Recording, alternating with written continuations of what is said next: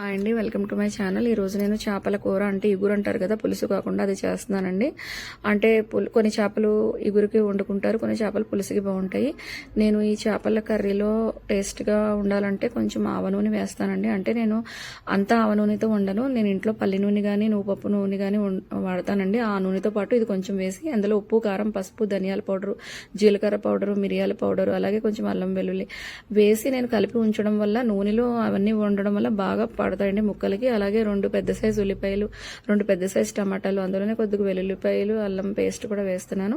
మనం నూరుకునేటప్పుడు అక్కడ మనము ఇందులోనే కావాలంటే కూడా మీరు ఇక్కడ కూడా పౌడర్స్, ధనియా పౌడర్, జీలకర్ర పౌడర్ ఇక్కడ కూడా యాడ్ చేసుకోవచ్చు. నేను మిరియాలు, లవంగం, యాలక్కాయ, చెక్క, గసగసాలు వేసానండి.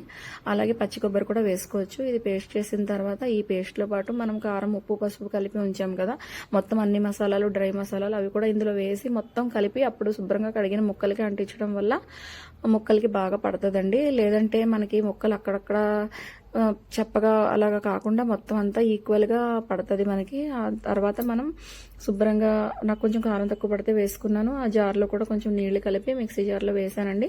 వేసిన తర్వాత ఇది మనము వెడల్పాటి గిన్నెలో చేసుకోవాలి. బాగా కదపాలండి, స్పూన్ అది ఇప్పుడే పెట్టకూడదు. బాగా సిల్వర్ గిన్నెలో ఎక్కువ నేను వండానండి.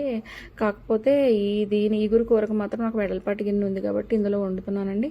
కొత్తిమీర, పచ్చిమిరపకాయలు కూడా వేసేసి అప్పుడు స్టవ్ వెలిగిస్తానండి. అంటే ముందు కూడా వేయొచ్చు, కానీ ఉడికేటప్పుడు వేస్తే టేస్ట్ వస్తుంది. మళ్ళీ దించినప్పుడు కూడా మనం వేసుకోవచ్చు అండి. ఈ కర్రీ హై స్పీడ్లో పెట్టానండి.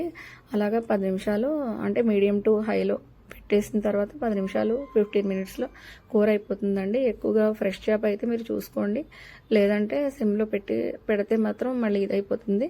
చూడండి, కూర కర్రీ అయిపోయింది. అయిపోయిన తర్వాత మీకు లైటింగ్లో కనబడట్లేదు, కానీ ఇది టేస్ట్లో చాలా బాగుందండి. రిచ్ గ్రేవీలో వచ్చింది. మీరు ఇక్కడ పచ్చి కొబ్బరి కూడా వేసుకోవచ్చు. నేను పచ్చి కొబ్బరి వేయలేదు, మసాలా నూరేటప్పుడు పచ్చి కొబ్బరి వేసుకున్న టేస్ట్ బాగుంటుందండి. Thank you for watching. Try చేసి ఎలా వచ్చిందో చెప్పండి. Thank you.